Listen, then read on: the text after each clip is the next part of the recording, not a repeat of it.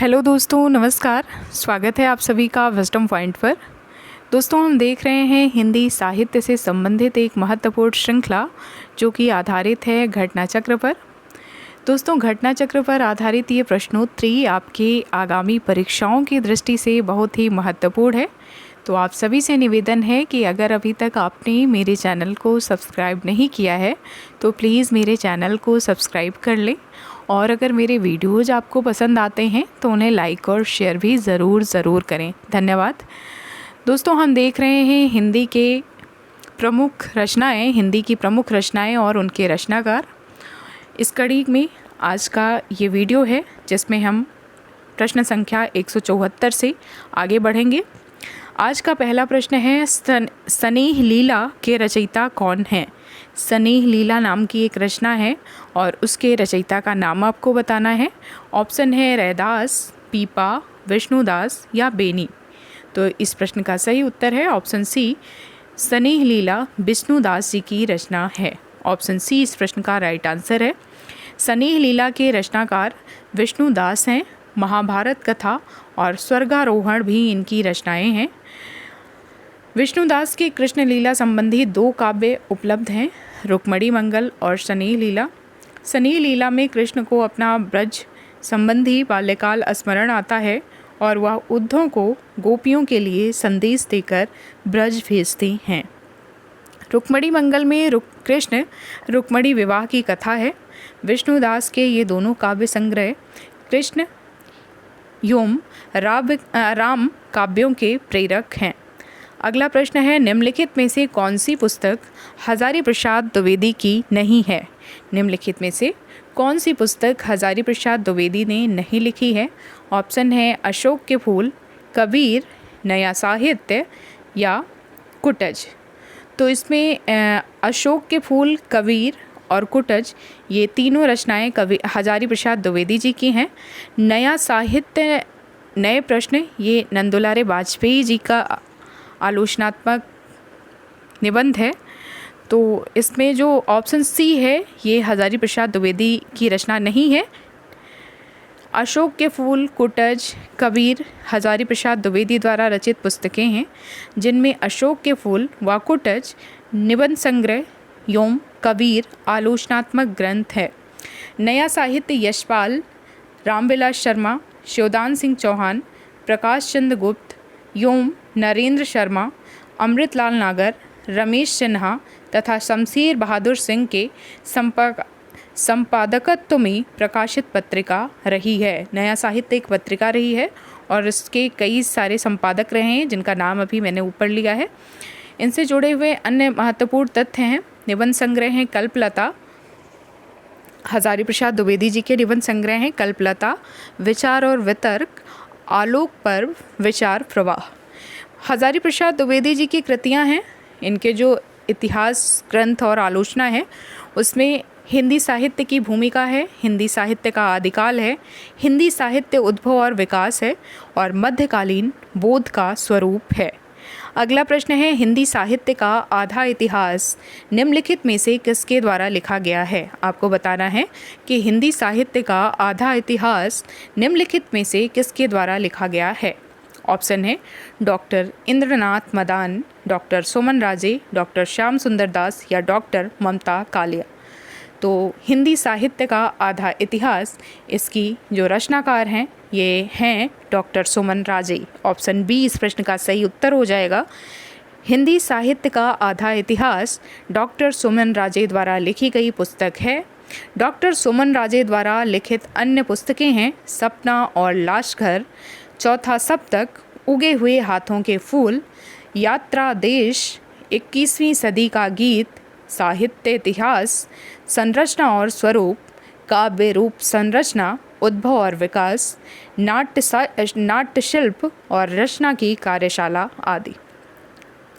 अगला प्रश्न है, उनकी आलोचना की प्रमुख विशेषता है उनकी अनाविल दृष्टि और निर्मल विवेचन। यह कथन किस आलोचक के प्रति है? उनकी आलोचना की प्रमुख विशेषता है उनकी अनाविल दृष्टि और निर्मल विवेचन। ऑप्शन है रामचंद्र शुक्ल, विश्वनाथ प्रसाद मिश्र, महावीर प्रसाद द्विवेदी या नामवर सिंह। तो ये कथन जिसके प्रति है उनका नाम है विश्वनाथ प्रसाद मिश्र। ऑप्शन बी इस प्रश्न का सही उत्तर है। विश्वनाथ प्रसाद मिश्र के आलोचना की प्रमुख विशेषता है उनकी अनाविल दृष्टि और निर्मल विवेचन। इनकी प्रमुख रचनाएं हैं हिंदी साहित्य का अतीत, सामयिक इतिहास, घनानंद कवित्व, वांग्मय विमर्श इत्यादि। इन्हीं चंद्रशेखर आज़ाद का घनिष्ठ मित्र माना जाता है। किसको? विश्वनाथ प्रसाद मिश्र को। अगला प्रश्न है, हिंदी साहित्य का दूसरा इतिहास ग्रंथ के लेखक कौन हैं? हिंदी साहित्य का दूसरा इतिहास जो कि एक आलोचनात्मक ग्रंथ है, इसके लेखक का नाम आपको बताना है। ऑप्शन है नामवर सिंह, दूधनाथ सिंह, सुमन राजे या बच्चन सिंह। तो हिंदी साहित्य का दूसरा इतिहास, इसके लेखक का नाम है ऑप्शन डी बच्चन सिंह। बच्चन सिंह ने हिंदी साहित्य का दूसरा इतिहास लिखा है। इसकी व्याख्या देखते हैं। हिंदी साहित्य का दूसरा इतिहास हिंदी के मूर्धन्य आलोचक एवं चिंतक डॉक्टर बच्चन सिंह की महत्वपूर्ण पुस्तक है। आधुनिक काल का आरंभ 1857 के प्रथम स्वाधीनता संग्राम से मानते हुए इस काल का उपविभाजन नव जागरण युग, स्वच्छंदतावाद युग तथा उत्तर स्वच्छंदतावाद युग के नाम से किया है। उत्तर स्वच्छंदतावाद युग के अंतर्गत प्रगतिवाद, प्रयोगवाद, नई कविता और उत्तर आधुनिकतावाद का विवेचन मिलता है। डॉक्टर बच्चन सिंह की अन्य कृतियां हैं बिहारी का नया मूल्यांकन, क्रांतिकारी कवि निराला, आलोचक और आलोचना, रीतिकालीन कवियों की प्रेम व्यंजना, समकालीन साहित्य और आलोचना की चुनौती, हिंदी नाटक, हिंदी आलोचना के बीज शब्द आदि।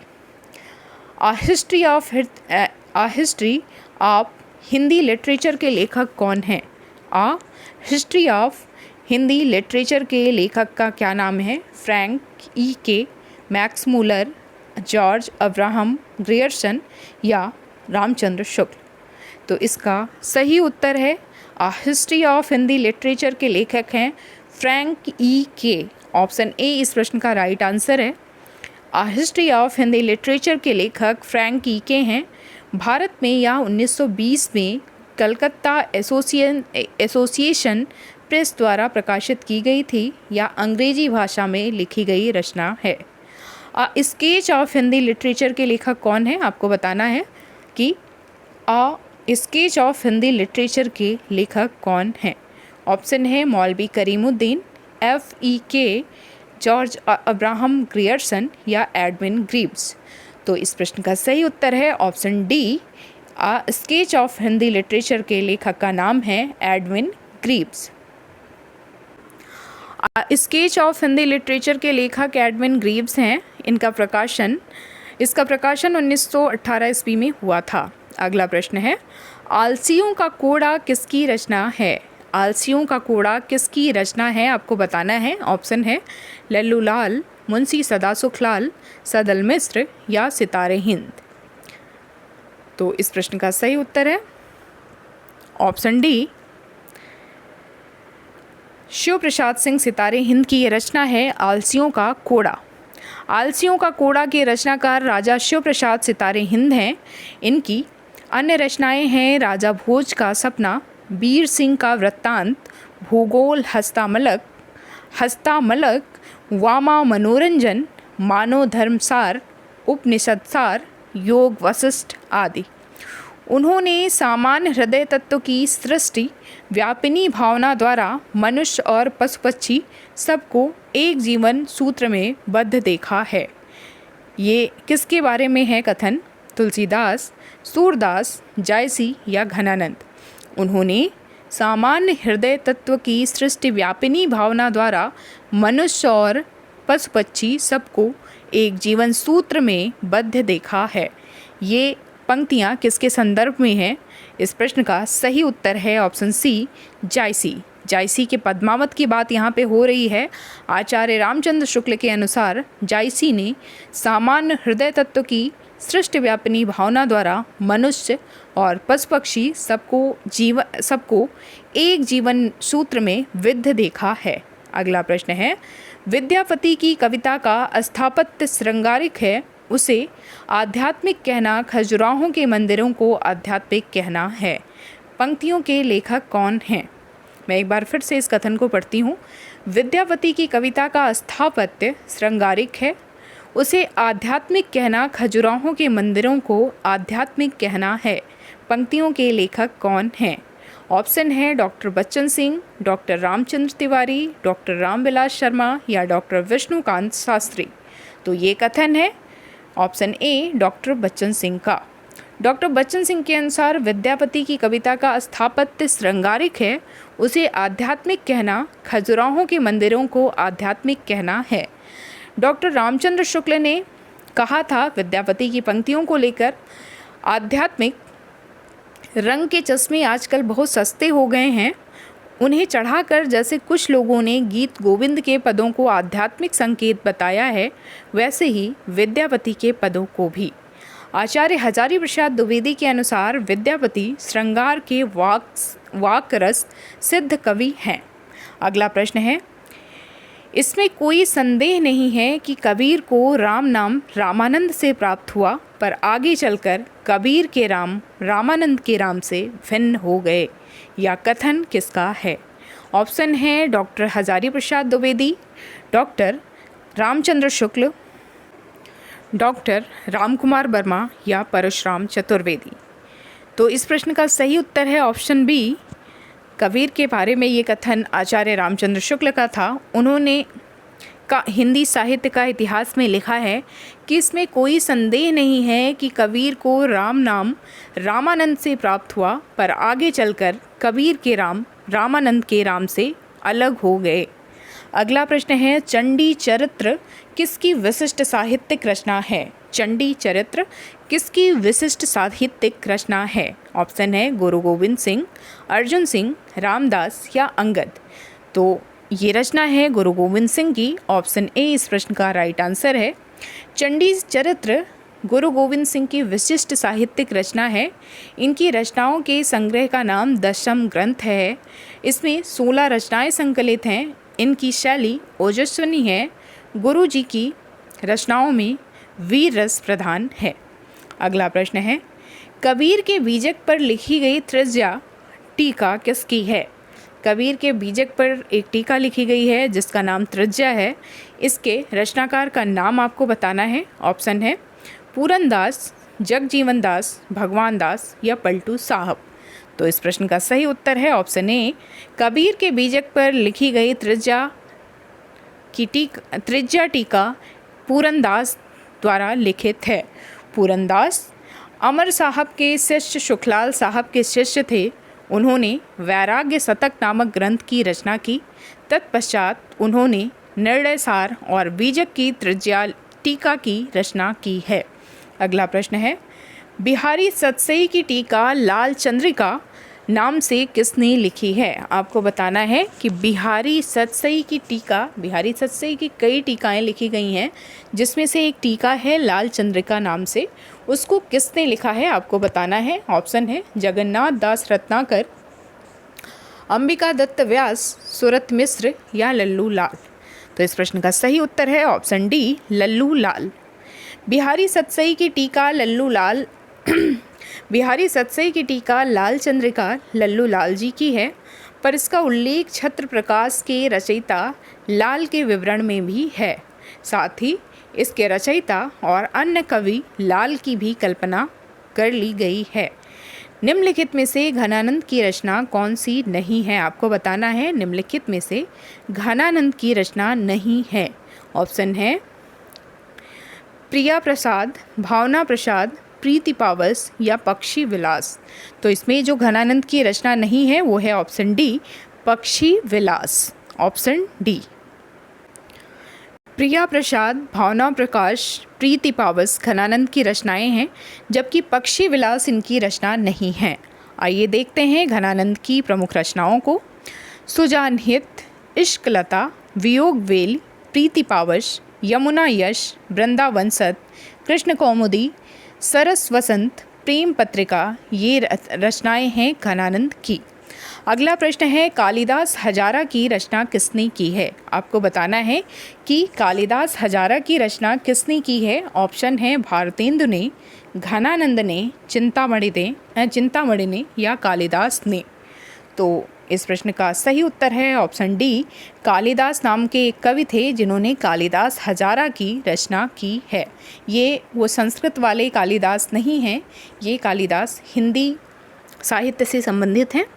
रीतिकालीन कवि कालिदास ने कालिदास हजारा की रचना की है। भारतेंदु हरिश्चंद्र ने सुंदरी तिलक में रीतिकालीन कवियों का संकलन किया है। कालिदास का पूरा नाम कालिदास त्रिवेदी था। कहा जाता है कि ये जम्बू नरेश जोगजीत सिंह के यहाँ रहते थे, जिनके लिए विक्रम संवत 1749 में इन्होंने वर वधु विनोद की रचना की। यह नायिका भेद और नक्सिक वर्णन की पुस्तक है। 32 कवित्वों की इनकी एक छोटी सी पुस्तक जंजीरा बंद भी है। अगला प्रश्न है श्रृंगार लतिका के लेखक कौन हैं। आपको बताना है कि श्रृंगार लतिका नामक एक ग्रंथ है।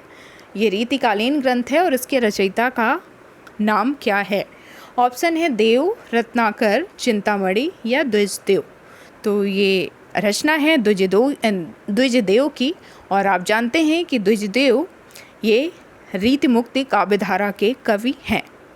ऑप्शन डी इस प्रश्न का सही उत्तर है।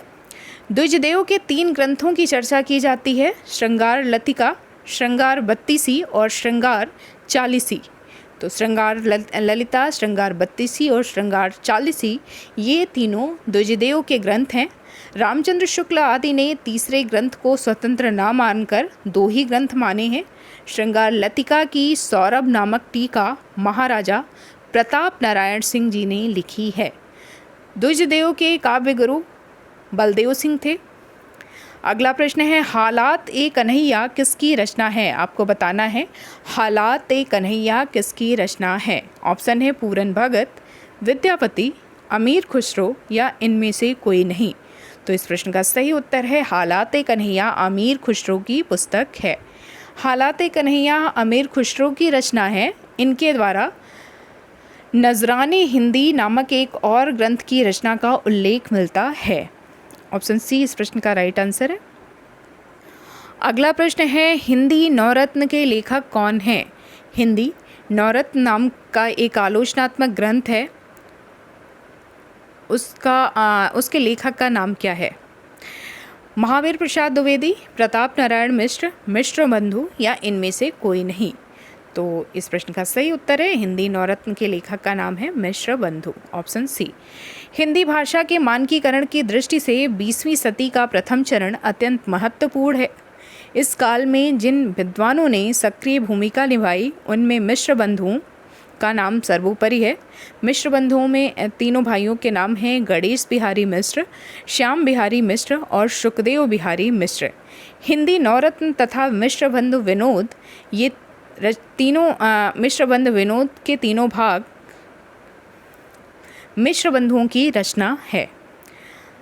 हिंदी नवरत्न समालोचनात्मक ग्रंथ है जिसमें 9 कवियों को स्थान दिया गया है।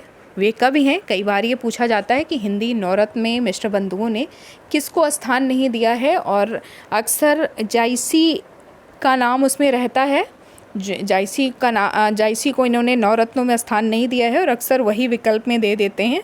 लेकिन आपको नवरत्न जो कवि हैं उनका नाम याद होना चाहिए। तो वो कवि हैं गोस्वामी तुलसीदास, सूरदास, महाकवि देव, महाकवि बिहारी लाल, चिंतामणि बंधु जिनमें भूषण और मतिराम हैं। त्रिपाठी बंधुओं में भूषण और मतिराम का नाम है, चिंतामणि का नाम नहीं है। महाकवि केशवदास हैं, चंद्रवरदाई हैं और भारतेंदु हरिश्चंद्र हैं। हिंदी नवरत्न एक आलोचनात्मक कृति है जिसके आलोचक रचनाकार कौन हैं, ये प्रश्न है। ऑप्शन है शिव सिंह सरोज, मिश्र बंधु, रामचंद्र शुक्ल या श्याम सुंदर दास। तो इस प्रश्न का सही उत्तर है हिंदी नवरत्न एक आलोचनात्मक कृति है और इसके आलोचक का नाम है मिश्र बंधु। ऑप्शन बी इस प्रश्न का सही उत्तर है। अगला प्रश्न है माधव विलास के रचनाकार कौन है। माधव विलास के रचनाकार का नाम क्या है, आपको बताना है। ऑप्शन है लल्लू लाल, सदल मिश्र, राम प्रसाद निरंजनी या सदासुख लाल। तो माधव विलास रचना है लल्लू लाल जी की। ऑप्शन ए इस प्रश्न का सही उत्तर है। माधव विलास 1817 के रचनाकार लल्लूलाल हैं। इनकी अन्य प्रमुख रचनाएं हैं सिंहासन 32, बैताल 25, माधोनल, शकुंतला, प्रेम सागर इत्यादि। सदल मिश्र ने चंद्रावती अथवा नासिकेतोपाख्यान को संस्कृत से खड़ी बोली में अनुदित किया है। रामप्रसाद निरंजनी ने भाषा योग वशिष्ठ और सदा सुखलाल ने सुख सागर की रचना की है। अगला प्रश्न है, बिहारी बिहार नाम के ग्रंथ के रचयिता कौन है? बिहारी बिहार नामक ग्रंथ के रचयिता का क्या नाम है आपको बताना है। ऑप्शन है काशीनाथ खत्री, बिहारी, राधाचरण गोस्वामी या पंडित अंबिकादत्त व्यास। तो इस प्रश्न का सही उत्तर है बिहारी बिहार के ग्रंथ के रचयिता हैं पंडित अंबिकादत्त व्यास। ऑप्शन डी इस प्रश्न का सही उत्तर हो जाएगा। आचार्य रामचंद्र शुक्ल ने पंडित अंबिकादत्त व्यास को ब्रजभाषा का अच्छा कवि माना है। इन्होंने बिहारी के दोहों के भाव को विस्तृत करने के लिए कुंडलिया छंद में बिहारी बिहार नामक एक बड़ा काव्य ग्रंथ लिखा है। अगला प्रश्न है, मोची राम तथा पटकथा के लेखक कौन हैं? मोची राम तथा पटकथा के लेखक कौन हैं? ऑप्शन है चंद्रकांत देवताले, धूमिल, बलदेव वंशी या इनमें से कोई नहीं। तो मोचीराम और पटकथा के लेखक का नाम है धूमिल। धूमिल की एक बहुत ही लोकप्रिय पुस्तक है संसद से सड़क तक, और ये इन्होंने जो व्यवस्था है, देश की व्यवस्था, उस पर भरपूर चोट की है अपने पुस्तक संसद से सड़क पर। मोचीराम और पटकथा भी इनकी रचना है। मोचीराम तथा पटकथा सुदामा पांडे धूमिल की कविताएं हैं। इनकी अन्य कविताएं हैं मैंने घुटने से कहा, हरित क्रांति, उसके बारे में कुछ सूचनाएं, हर तरफ धुआं है, रोटी और संसद, भेंट, गांव घर में वापसी आदि। संसद से सड़क तक, कल सुनना मुझे, सुदामा पांडे का प्रजातंत्र इनके कविता संग्रह हैं। अगला प्रश्न है, संसद से सड़क तक के रचनाकार कौन हैं? ऑप्शन है मुक्तिबोध, धूमिल, सर्वेश्वर दयाल सक्सेना या लीलाधर जगूड़ी। तो इस प्रश्न का सही उत्तर है ये धूमिल की रचना है संसद से सड़क तक। Option B. मोचीराम कविता के रचयिता कौन है? फिर से वही प्रश्न है और इसका फिर से वही उत्तर है धूमिल। Option C. धूमिल की रचनाएं हैं संसद से सड़क तक व कल सुनना मुझे, शहर अब भी संभावना है व एक पतंग अनंत में, महाप्रस्थान व प्रवाद पर्व या चांद का मुंह टेढ़ा है व एक साहित्यिक की डायरी। तो इसमें जो धूमिल की रचनाएं हैं वो हैं संसद से सड़क तक तथा कल सुनना मुझे। ऑप्शन ए इस प्रश्न का सही उत्तर हो जाएगा। अगला प्रश्न है, वह विकल्प छांटिए जिसमें खड़ी बोली के महाकाव्यों का नाम हो। वह विकल्प छांटिए जिसमें खड़ी बोली के महाकाव्यों के नाम हों। तो इसमें ऑप्शन डी है। इसमें ज़्यादा आपको ध्यान नहीं लगाना है, ज़्यादा मेहनत नहीं करनी है। साकेत, कामायनी और प्रिय प्रवास ये खड़ी बोली के महाकाव्य हैं। ऑप्शन डी इस प्रश्न का सही उत्तर हो जाएगा। अयोध्या सिंह उपाध्याय हरिओद के द्वारा रचित प्रिय प्रवास जिसका प्रकाशन वर्ष 1914 है। मैथिली शरण गुप्त द्वारा रचित साकेत जिसका प्रकाशन वर्ष 1931 है तथा कामायनी जो जयशंकर प्रसाद का महाकाव्य है। ये तीनों रचनाएं खड़ी बोली के महाकाव्यों में आती हैं। तो दोस्तों ये था हमारा आज का वीडियो। उम्मीद करती हूँ कि आपको पसंद आया होगा। मिलते हैं अपने अगले वीडियो में, तब तक के लिए नमस्कार।